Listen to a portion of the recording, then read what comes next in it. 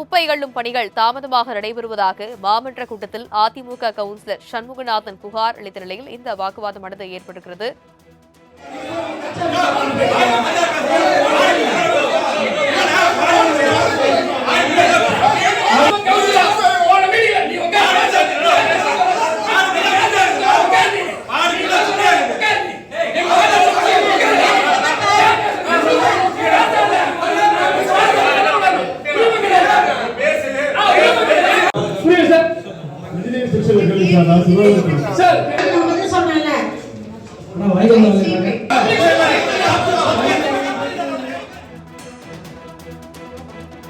இது பற்றிய மேலும் விவரங்களை எமது செய்தியாளர் விஜயன் விவரிக்க கேட்கலாம். வணக்கம் விஜயன். திமுக உறுப்பினர்களுக்கும் அதிமுக கவுன்சிலருக்கும் இடையே வாக்குவாதம் ஏற்படுகிறது, விவரம் என்ன?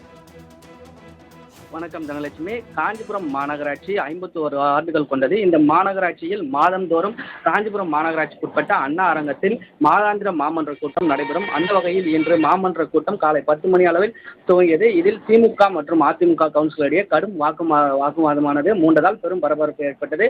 முக்கியமாக குப்பைகள் அள்ளப்படாதது மற்றும் அடிப்படை பிரச்சனைகள் குறித்து எதிர்க்கட்சி கவுன்சிலர்கள் எழுப்பிய கேள்விகளுக்கு இந்த மோதல் காரணமாக அமைந்தது.